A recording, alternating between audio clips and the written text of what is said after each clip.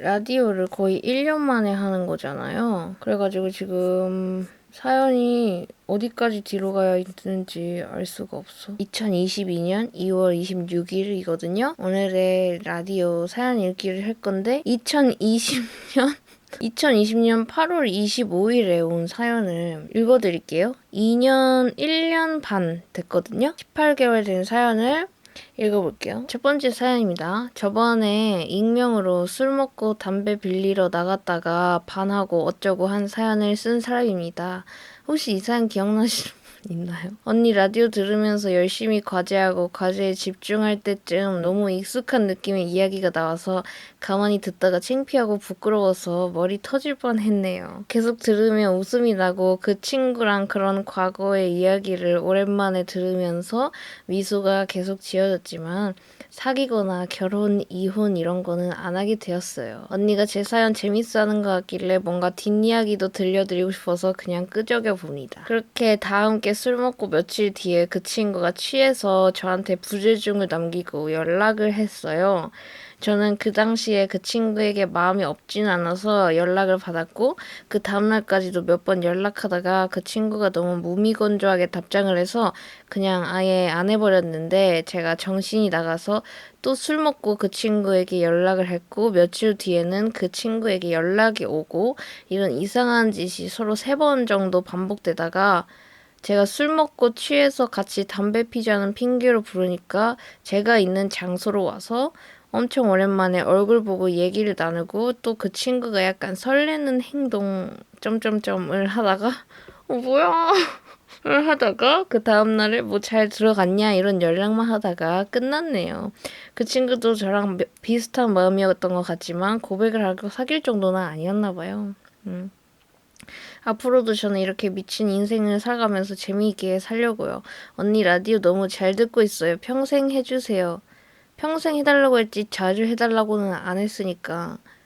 재밌는 연애 이야기가 생기면 다시 사연 보낼게요. 저번에는 제 사연에 집중해서 끝마침도 제대로 못했지만 이번에는 제대로 언니 사랑해 라고 보내주셨습니다. 이런 사연이 1년 반 전에 와 있었고 이것도 2020년 8월에 보내주신 사연인데요. 두 번째 사연이에요. 안녕하세요, 진진 언니. 거의 이거 근데 라디오가 아니고 거의 타임머신 수준 아니냐? 두 번째 사연입니다. 안녕하세요, 진진 언니. 사연이 언제 읽힐지는 모르겠지만 읽어주신다면 그것만으로도 너무 기분 좋을 것 같아요. 어쨌든 사연 이야기를 해보자면 요즘 제 가장 큰 고민은 통금입니다. 지금 현재 제 나이는 20살인데 갓 20살이 된 이후로부터 대학교 친구들과의 만남이 잦아지고 통금에 대한 불만이 생기기 시작했어요. 제게는 초등학교 고학년 남동생이 있습니다. 부모님이 맞벌이를 하시기 때문에 제가 외출을 하게 되면 남동생이 집에 혼자 있는 시간이 길어지는데 어머니께서 이걸 정말 싫어하세요. 그래서 고등학생 때부터 지금까지 쭉 집에 혼자 있을 남동생이 신경 쓰여 맘 편히 외출해 놀아본 적이 없습니다. 대학교 친구들과 만남을 가지면 대부분 서울권에서 만남을 가지는데 저 혼자 경기도 쪽에 거주하기 때문에 오가는데 시간이 꽤 많이 걸리는 편입니다. 왕복으로 기본 4시간은 되는 것 같아요. 그래도 저는 대학교 친구들과의 만남이 너무 즐거워서 시간이 오래 걸리는 것은 상관없습니다. 문제는 통금인데 실은 제게 제대로 된 통금이 없습니다. 통금이 고민인데 통금 시간이 정해져 있는 게 고민인 게 아니라 어머니께서 들어오라고 하시는 시간에는 무조건 들어가야 돼요. 그래서 놀 때마다 흐름이 끊기고 분위기가 한창 무르익을 때쯤 저 혼자 쓸쓸하게 집에 가고 납니다. 진짜 상상도 안 돼. 아무리 늦게 들어가도 최소 10시에는 들어가야 하고 그 이상 늦어질 것 같으면 30분에 한 번씩 전화가 옵니다. 차라리 통금 시간을 정해주시면 마음이 편할 것 같은데 그것도 아니고 어머니께서 들어오라고 정해주신 시간에 들어가야 하니까 너무 답답합니다. 친구들과 더 늦게까지 놀고 싶은 마음이 너무 큰데 어머니께 말씀드려봐도 해결되지 않아요. 정말 독립할 때까지 이렇게 살아야 하는 걸까요? 라고 보내주셨어요. 이때가 20살이었고 지금 22살 됐겠죠? 아니 근데 너무 스트레스 받을 것 같아. 그리고 아니 남동생을 왜 내가 키워? 이게 통금 시간이 차라리 정해져 있으면은 뭐 이유라도 있잖아. 이거는 거의 5분 대기조처럼 놀다가도 남동생 봐야 되면 들어와야 되고 뭐 이런 거잖아. 근데 이거 남동생이 커가지고 고마워하냐? 아니거든. 왜냐면 남동생도 혼자 놀고 싶을 거 아니야. 지 하고 싶은 거 하고. 근데 혼자 있으려고 치면은 이 사연 누나를 불러가지고 혼자 놀지도 못하게 하고 남동생이 고마워는 하겠냐고. 저는 진짜 이런 식으로 뭔가 동생 육아를 하게 되는 상황이 너무 싫어요. 그러니까 영유아도 아니고 이제 중학교 뭐 1학년 됐거나 그러겠네요. 2년 지났으니까. 근데 너무 애기로 생각하는 거 아닌지. 그래, 혼자 있을 수 있는 나이인데 왜 누나를 엄마로 만드냐고. 저는 정말 싫어요, 그거. 똑같은 형제인데 뭐 나이 차이가 나면 얼마나 난다고. 좀 많이 나긴 하는데. 뭐 얼마나 난다고. 어쨌든 똑같이 자식인데. 아니 이거 너무 자기 생활이 안 되잖아. 그거 놀다가 이분도 어린데 놀다가 그 중간에 그렇게 맥 끊고 집에 가야 되는 게 얼마나 스트레스겠어. 그리고 이런 게 계속 반복되잖아. 그럼 친구들이 놀 때 걔를 진짜 있는 사람으로 안 쳐. 약간 깍두기 취급한단 말이야. 왜냐면 쟤는 언제 갈지도 모르고 항상 놀다가 중간에 집에 가고 이러니까. 아주 다음 고민은 신청곡이 있는데요. 솔님의 말이라는 곡을 신청하셨으니까 여러분 알아서 들으세요. 안녕하세요. 현재 고1인 변덕스러운 앙큼이입니다. 닉네임이 변덕스러운 앙큼이라고 고1? 지금 고3이겠네요? 진진 라디오 듣기만 하다가 처음으로 사연을 보내네요. 저는 말 그대로 변덕쟁이랍니다. 뭐 하나 좋아하면 정말 처음에는 열심히 해요. 해야 할 일은 뒷전으로 다 보낼 정도로 말이에요. 하지만 제가 고민인 것은 이게 길어야 한 달도 안 간다는 것입니다. 제 MBTI는 ENTP인데요. 제가 MBTI를 맹신하는 것은 아니지만 N팁 특성처럼 뭐 하나에 꽂히면 달려들다가 갑자기 식어버리고 그 나머지 일은 감당도 못합니다. 어느 평범한 10대처럼 저도 좋아하는 연예인이 있는데요. 처음에는 정말 죽다 못해 사랑하지만 한 달 정도 지나면 좋아하는 것도 싫어하는 것도 아닌 애매한 마음만 지속됩니다. 이렇게까지만 보면 그냥 성격상 취향이 좀 자주 바뀌는 사람인가 보다 할 수 있지만 저는 진로를 구체적으로 구상하고 원하는 대학에 지원하려는 준비를 시작해 나가는 고1 입장에 있는데요. 지금 내가 하고 싶은 것을 몇 년 뒤에도 하고 싶을까? 당장 한 달 뒤에 흥미가 떨어질지도 모르는데 이런 생각만 듭니다. 그렇다고 해보고 싶은 게 많은 것도 아니고 특별하게 잘하는 분야도 없고 제가 하고 싶은 게 딱 정해져 있지 않으니까 공부도 하다 말다가 하고 기분도 왔다 갔다 합니다. 그래서 야망이라는 것을 가져보자라고 생각했는데요. 왜 막 겉으로는 안 그래 보이지만 속으로는 야망을 품고 있어서 뭐든 쟁취해내는 사람들 있잖아요. 근데 그 야망이라는 걸 가져보자 하고 딱 가지게 되는 게 아니잖아요. 그래서 말인데 진지님도 여태까지 살아오면서 가져본 야망이 있으신가요? 있으시다면 어떤 건지 그 계기가 궁금합니다. 야망이란 단어를 계속 반복하니까 좀 거창한 것 같네요. 긴 글 읽어주셔서 감사해요. 나의 아이폰에서 보냄. 저한테 질문을 해주셨어요. 여태까지 살면서 가져본 야망이 있는지? 글쎄요. 저는 야망이라는 단어하고 거리가 되게 멀고 그리고 저 성격 특성상 못할 것 같아? 실패할 것 같아? 그러면은 해보고 실패한 사람이 되느니 난 안 해. 이런 스타일이고 엄청나게 욕망해 본 것이 사실은 뭐 돈?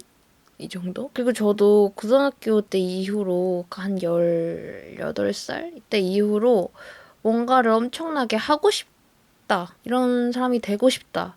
이 일을 하고 싶다라고 되게 생각해 본 게 그렇게 없거든요. 근데 이제 이분은 지금 이때 고1 때 보내주셨으니까 지금 고3인데, 그러니까 그게 고민인 거잖아. 나는 뭐 없으면 없는 대로 그냥 돈 벌면서 살면 되지만, 이분은 뭔가 진로를 결정해야 되고 하는데, 내가 잘할 수 있을지도 모르겠고, 좋아하는 것도 없고, 이래서 지금 고민인 거잖아. 근데 저는 좋아하는 것이나 욕망하는 게 없을 수는 있다고 생각해요. 왜냐면 나도 그러니까. 없을 수 있는데 그러면 할 수 있는 걸 해야 된다고 생각하거든요. 너무 당연한 말일지도 모르지만 그 할 수 있는 게 뭐냐면 진로를 선택할 때라든지 그 대학교 선택할 때 뭐 과 같은 거 뭐 이제 하잖아. 그런 거 할 때라든지 그나마 토가 덜 나오는 거 이런 거 해야 된다고 생각하거든요. 왜냐면 하고 싶은 게 없을 수는 있지만 그거는 이상인 거잖아. 하고 싶은 게 있고 그거를 이뤄내가는 과정 이런 게 이상인 거잖아. 지금 당장 그 시기에 없을 수 있다는 거지 쭉 그런 사람이라고 생각할 필요도 없고 지금 하고 싶은 게 없다 그러면은 최대한 할 수 있는 걸 하면서 1인분은 해야 된다 생각해요. 그래서 저는 하고 싶은 게 없을 때 돈을 벌었어요. 왜냐면 내가 대학을 가가지고 뭐 공부를 한 건 아니잖아. 그러니까 그런 과정이 난 없었기 때문에 하고 싶은 게 없다?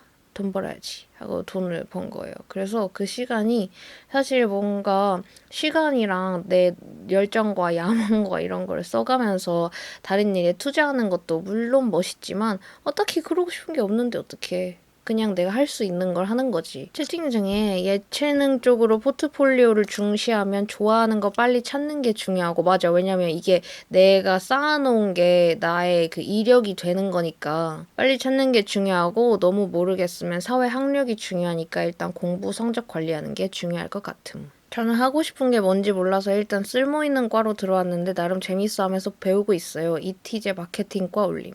좋아하는 거를 꼭 직업으로 삼거나 뭔가 구체적으로 내가 현실에 적용시켜가면서 살 수 있는 삶이 많지가 않아요. 그래서 들토할 것 같은 거를 선택해서 하다 보면 내가 좋아하는 거 따로 이렇게 하는 삶을 살 수 있다는 거지.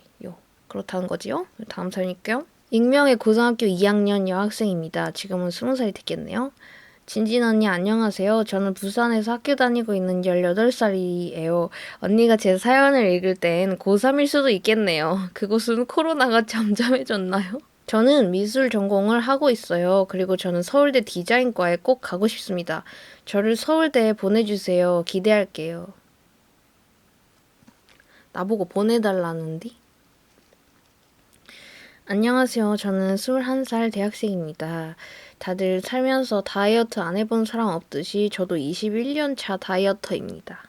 저는 보통에서 통통 그 사이인데 상체에 비해 하체에 살이 많아서 매번 운동과 식단 관리를 하려고 노력 중이지만 매번 실패하는 아가리 파이터라고도 할 수 있죠. 아가리 다이어터? 제 고민은 19살 때인 고3 때부터 시작된 것 같아요. 고3에 집안일 학업 때문에 쌓인 스트레스를 다 먹는 걸로 풀었어요. 학교가 끝나면 하루 종일 밥도 안 먹은 사람처럼 라면 2봉지에 밥 말아 먹고 과자도 먹고 입을 쉬지 않았죠. 아침, 점심 다 먹었는데도 저렇게 먹었어요. 그러다가 엄마가 집에 오시면 왜 이렇게 많이 먹냐고 그만 좀 먹으라고 살찐다고 하면서 저한테 말하곤 했는데 그 말을 들으면 나도 먹고 싶어서 먹는 게 아닌데 괜히 억울해서 눈물을 흘리며 엄마의 잔소리로 인한 스트레스로 또 마구먹어 됐습니다. 폭식을 한 저는 살이 찔까 겁이 나서 맨날 먹토를 한 뒤에 운동을 했어요. 맨날 체중을 재는데 1kg가 찌면 그 1kg를 빼기 위해 조금 적게 먹고 운동했죠. 그리고 또 원래 몸무게로 돌아가면 마구 폭식했습니다. 시간이 지날수록 폭식증으로 제 몸이 망가지는 것 같은 느낌이 들어서 음식에 대한 욕심을 버리려고 노력해서 지금은 많이 나아졌어요. 집에 있으면 더 많이 먹어서 일부러 아침 운동도 끊고 헬스장도 끊어서 다니고 친구들과 자주 놀고 하다 보니까 어느 정도 괜찮아지더라고요. 근데 코로나 때문에 밖에 나가지도 못하고 운동도 못하게 되고 하니까 저도 모르는 사이에 스트레스를 받아서 폭식하게 되더라고요. 토하는 거는 몸에 더 안 좋다고 해서 안 하려고 노력하고 있기도 하고 집에 가족들이 있으면 토를 못 하겠더라고요. 그래서 폭식 후 집에서 운동을 하긴 하지만 조금밖에 못해요. 저희 집은 작고 제 방도 없어서 운동을 마음껏 하기가 어려워요. 코로나 때문에 밖을 못 나가니까 폭식증을 고치면서 맘 편히 운동할 수 있는 방법이 없을까요? 참고로 옛날에 뚱뚱했던 시절과 놀림받았던 시절이 있어서 몸무게에 더 집착하는 것 같아요. 그때 시절로 돌아가라 하면 죽어도 싫거든요. 라고 보내주셨는데, 폭식증을 고치면서 맘 편히 운동할 수 있는 방법. 근데 집이 사이즈가 안 나오면은 밖에 마스크 쓰고 운동해야지 뭐. 그런데 제가 이분한테 하고 싶은 말은 제가 이런 비슷한 게 아니라 똑같은 그런 그게 있었거든요. 스트레스 받으면 먹는 걸로 풀고 이런 거. 근데 여러분도 보시다시피 제가 살이 많이 빠졌잖아요. 근데 이게 내가 막 안 먹어서 살 뺀 게 절대 아니고 물론 덜 먹긴 했겠지. 근데 그전이 너무 돼지처럼 처먹었는 걸 어떻게 먹어도 덜 먹을 수밖에 없는 그 식습관이긴 했어. 근데 정말 안 좋은 거를 안 하는 거 먼저 하잖아요? 그래도 살은 빠진다니까요? 안 빠질 순 있지만 어쨌든 안 좋은 식습관을 안고 계속 살 순 없잖아. 그렇게 살면은 지금은 젊어가지고 몸에 그냥 먹었다, 더부룩하다, 배부르다 정도, 살쪘다 정도의 느낌만 있겠지만 지금 이렇게 막 많이 처먹는 게 처먹는다 해서 정말 죄송합니다. 아무튼 먹는 게 풀떼기를 한 바가지 처먹고 이런 게 아니잖아. 제 얘기 예로 들자면 나는 뭐 오이를 한 바가지 처먹고 이런 게 아니잖아. 안 좋은 걸 먹잖아요. 나트륨이나 이런 거를 많이 들어있는 좀 자극적인 그런 걸 많이 먹는 거잖아. 그러니까 나중에는 병으로 올 수밖에 없다고. 그래서 안 좋은 식습관을 고치는 거는 이거 살 빼는 목적이 아니어도 무조건 필요해요. 그래서 이거를 먼저 해보잖아? 그러면은 몸이 가벼워지고 뭔가 그런 게 느껴져. 그럼 그때부터 살을 빼기 시작하는 거예요. 그러니까 뭔가 갑자기 다이어트를 하려는데 난 내일부터 뭐도 안 먹고 뭐만 먹으면서 이렇게 고구마, 닭가슴살, 뭐 야채 이런 것만 먹으면서 운동은 뭐 스트레칭을 30분 하고 걷는 걸 30분 하고 뭐 PT를 1시간 하고 이렇게 하잖아? 어떻게 그거를 안 하는 것도 뭔가를 하는 거예요. 왜냐면 내가 이미 하던 거를 안 하려고 노력하는 거기 때문에 뭔가를 하는 거라고. 왜냐면 그거를 안 하는 거를 노력하는 걸 내가 해야 되니까. 자기가 제일 심각하다고 생각하는 내 습관부터 정리를 해가지고 이거 먼저 고쳐보자. 이렇게 해서 진짜 장기적으로 봐야지 그게 고쳐져요. 저는 진짜로 거의 다 고쳤다 볼 수 있거든요. 물론 시기에 따라서 뭐 조금 스트레스 받는 일이 있거나 힘들고 막 몸이 힘들어. 그러면은 막 이렇게 열량을 채워가지고 좀 이렇게 회복하고 싶고 정신적으로 그런 마음이 들 때도 있지. 그치만 진짜 절대 전처럼 그러지 않아요. 근데 밖에 마스크 쓰고 운동하러 나가야 돼. 집에서 사이즈가 안 나오는데. 그리고 운동기구 중에 저는 스태퍼 되게 좋아하거든요. 저도 밖에 나가기 싫어가지고. 근데 걷고 이런 운동은 하고 싶은 거예요. 전 뛰는 건 진짜 싫어가지고. 스태퍼가 약간 걷는 거랑 계단 오르는 거의 중간 정도 느낌이거든요. 그게 이제 압을 줘서 무게로 누르면서 걸어야 되는 거니까. 그래서 저는 그거 되게 좋았어요. 유산소.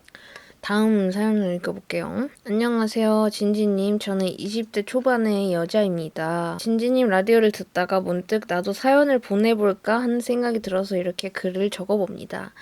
저는 요즘 코로나19의 답답함 외에는 평안하고 잔잔한 하루를 보내고 있습니다.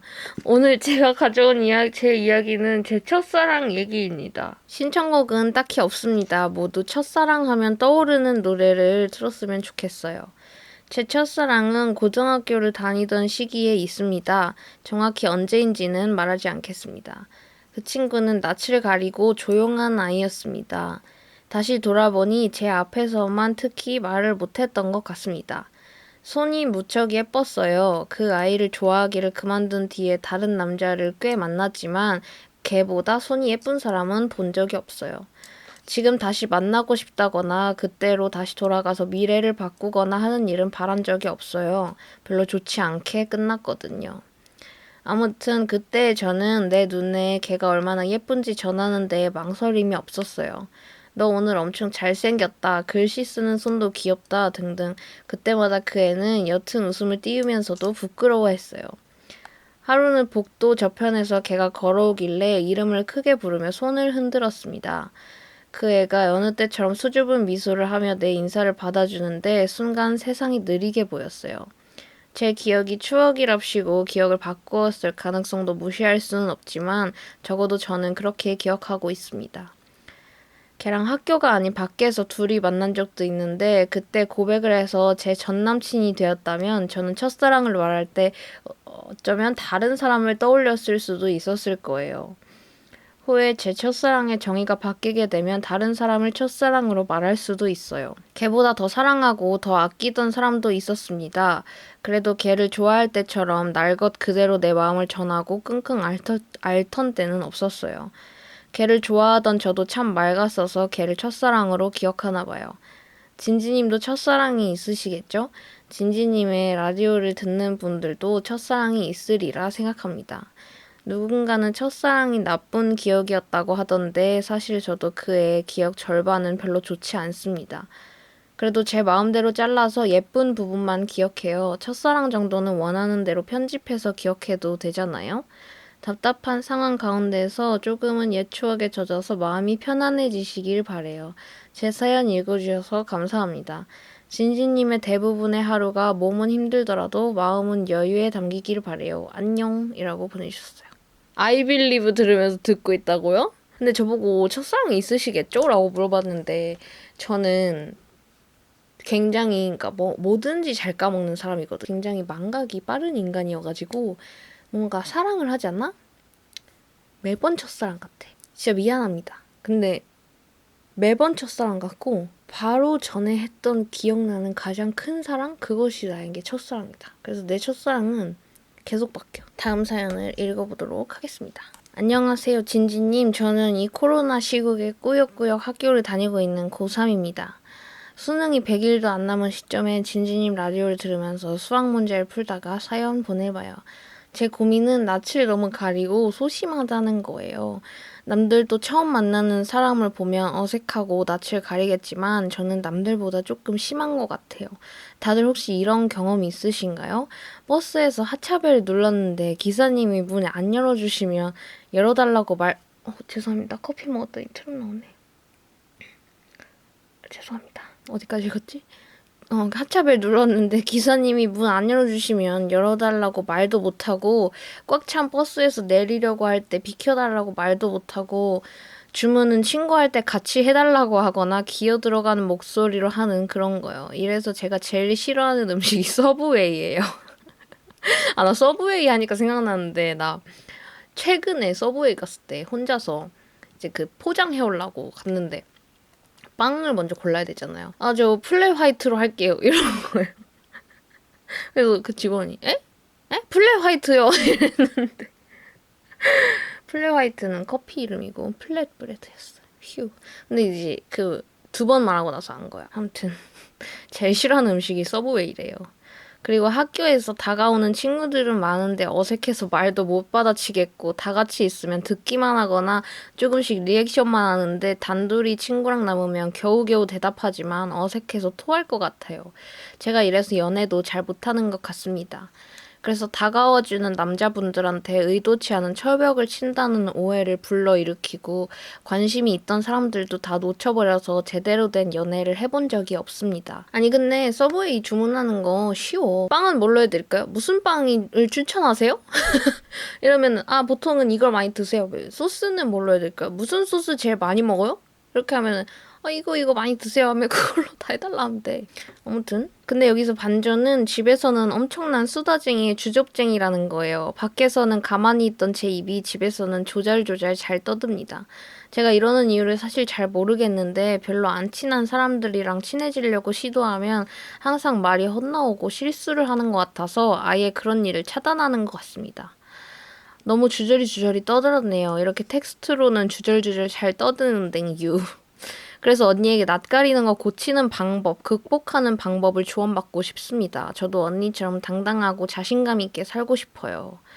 항상 언니 유튜브 잘 보고 있고 예전에 언니 블로그 보는 재미에도 살았는데 요즘은 라디오에 빠져서 듣던 거 또 듣고 이러네요. 언니 항상 응원하고 사랑해요 라고 왔는데 이거 고칠 필요 없다. 왜냐면 저는 낯가리는 친구 되게 좋아하거든요. 귀엽잖아. 그래서 이분은 아직 나처럼 낯가리는 애를 유독 귀여워하는 사람을 못 만난 거야. 그리고 저 같은 경우에는 고민인 게 나는 그냥 말이 많아. 그래서 말 실수를 하고 굳이 안 해도 될 말을 해서 분위기를 조창내는 걸 굉장히 잘한단 말이죠. 그리고 약간 내 기분을 숨기는 걸 못해가지고 이게 낯을 가리면 내 기분이 어떤지도 숨겨지잖아. 근데 저는 그걸 숨기는 게 잘 안 돼가지고 얼마 전이 아니라 몇 달 전에 동생이 너가 왜 사람들이랑 있을 때 분위기를 조창내는지 알아? 이러는 거야. 참고로 제 동생은 이티제거든요.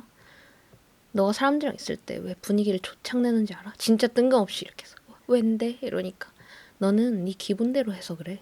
이러는 거야. 진짜 제 동생 말투가 이러거든요. 그렇구나. 그래서 말실수를 할 거면 말수가 적은 게 낫다. 말이 많고도 말실수를 안 할 확률은 굉장히 적어요. 박막래 할머님께서 누군가는 자기 장단에 맞추는 사람이 따로 있다고 해주심. 맞아요. 이거 정말 맞아. 다음 사연 읽을게요. 진진님 안녕하세요. 저는 진진 라디오 찐 애청자입니다. 저번에 고민을 한번 보냈는데 안 읽힐 줄 알았는데 몇 달이 지난 후에 읽혔더라고요. 너무나 해피. 암튼 이번 저의 고민은 저의 돌아버린 사진빨입니다. 진진님은 모델 일도 하시고 카메라 앞에 자주 서시니까 팁이 있지 않을까 해서 보내보아요. 저는 사진빨이 매우 안 받아요. 물론 거의 모든 사람들이 사진보다 실물이 낫다는 건 알고 있지만 저는 좀 심각해요. 주변 사람들이 다 제 사진을 볼 때마다 사진빨이 진짜 안 받는다고 해요. 근데 제가 봤을 땐 그냥 저같이 나온 것 같거든요. 자기 객관화도 안 됨 유. 사람들이 안타까워할 정도로 실물과 사진이 달라요. 친구들도 저를 찍어줄 때면 항상 이런 한숨 섞인 탄식을 해요. 친구 피셜 그냥 찍히기도 전에 카메라 앵글에서부터 너랑 다르대요. 처음엔 실물이 더 낫다는 거니 다행인 건가 싶다가도 SNS 사진 댓글에도 실물이 안 담긴다 같은 댓글이 달리고 심지어 친구들 엄마까지도 제 사진만 보면 마음에 안 든다 소리를 하니까 이제 스트레스를 받아요. 사실 저는 사진 찍히는 걸 굉장히 어색해합니다. 시선부터 어떻게 처리해야 될 줄 모르고 동공지진이 나거든요. 그리고 제 단점만 부각돼서 나오는 것 같아서 다른 사람이 사진 찍어줄 때 속으로 은근히 긴장하고 있어요. 셀카도 20대 초반에는 진짜 너무 못 찍었어요. 그래서 간혹 소개를 받을 때 제 사진을 먼저 보고 만나면 상대가 사진이랑 되게 다르시네요. 사진은 솔직히 그렇게 예쁘지는 않았다고. 씨발 지금 생각해보니 평가질 존나 빡치네요.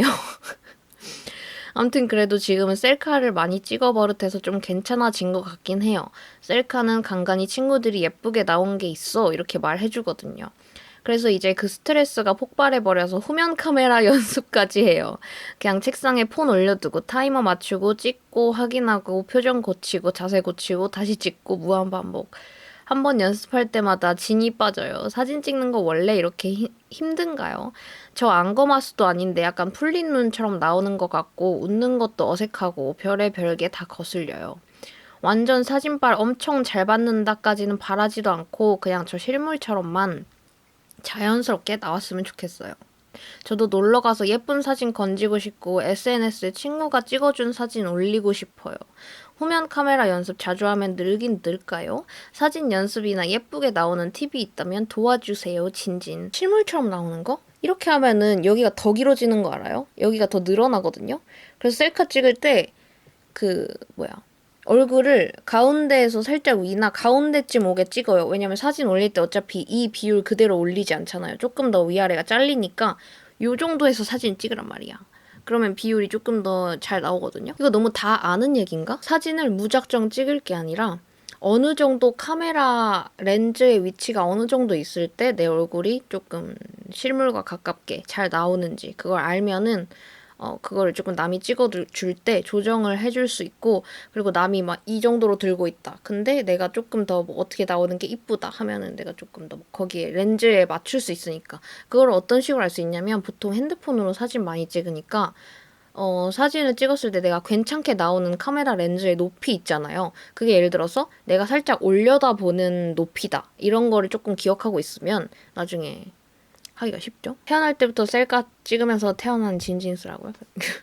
태어나면서 응애 찰칵 태어났다 그램. 그리고 눈이 풀린 것처럼 나오면은 밑에서 찍는 건 무조건 안 좋죠. 눈 높이보다 살짝 더 위에서 찍어야지 이렇게 볼 수 있잖아. 렌즈가 이렇게 있으면 저도 지금 이 화면을 보는 거잖아요.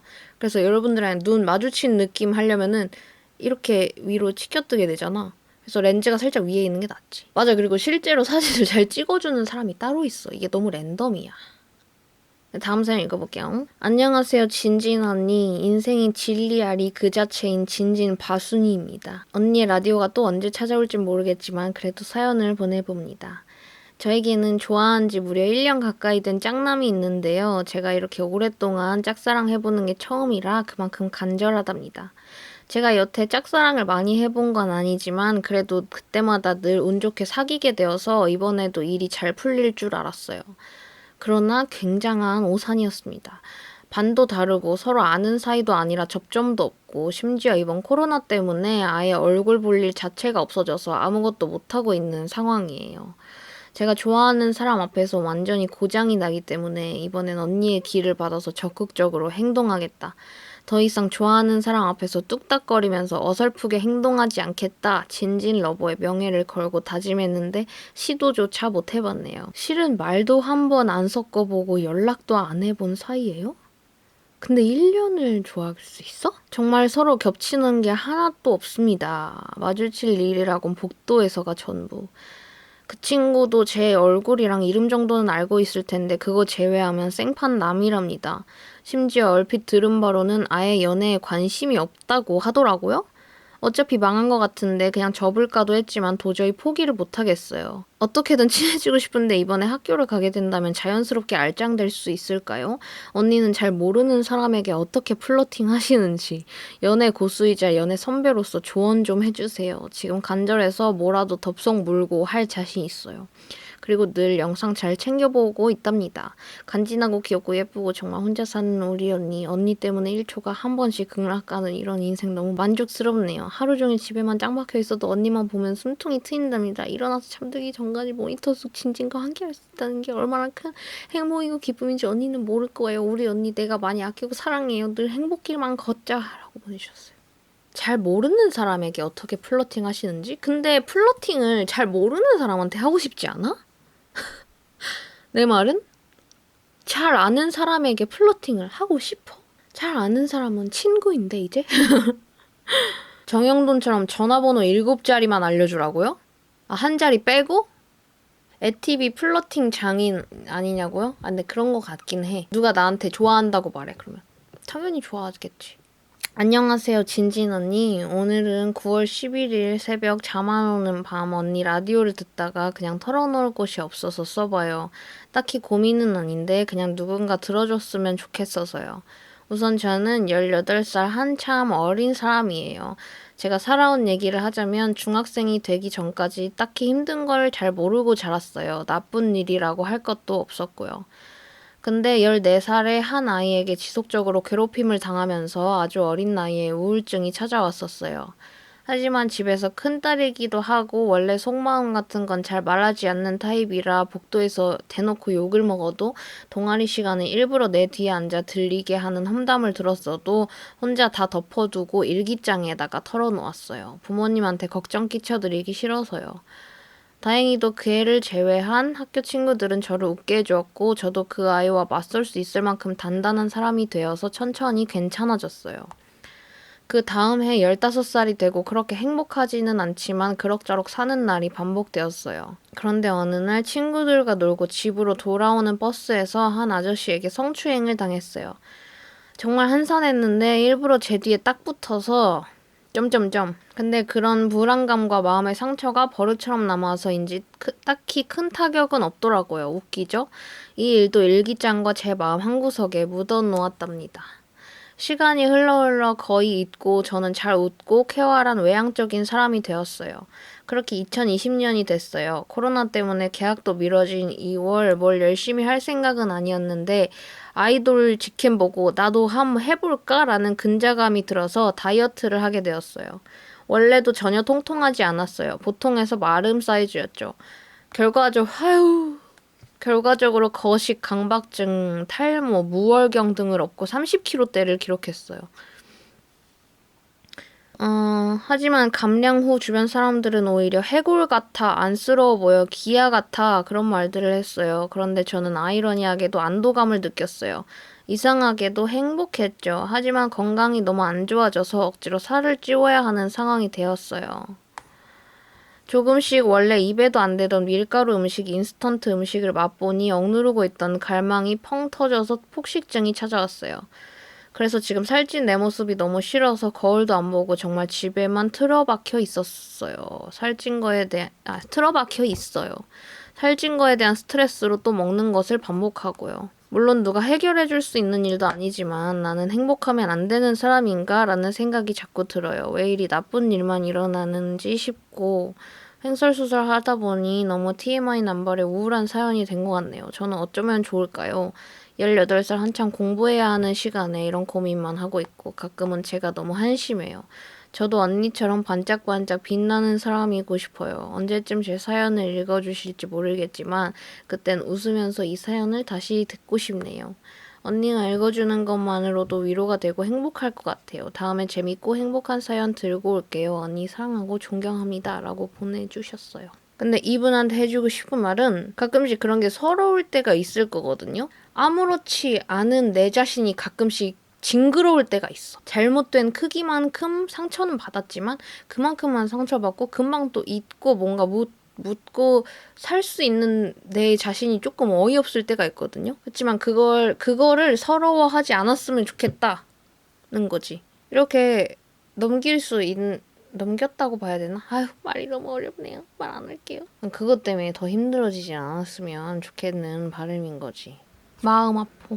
여러분, 이제 오늘 날디로 끝났고 집에 가세요.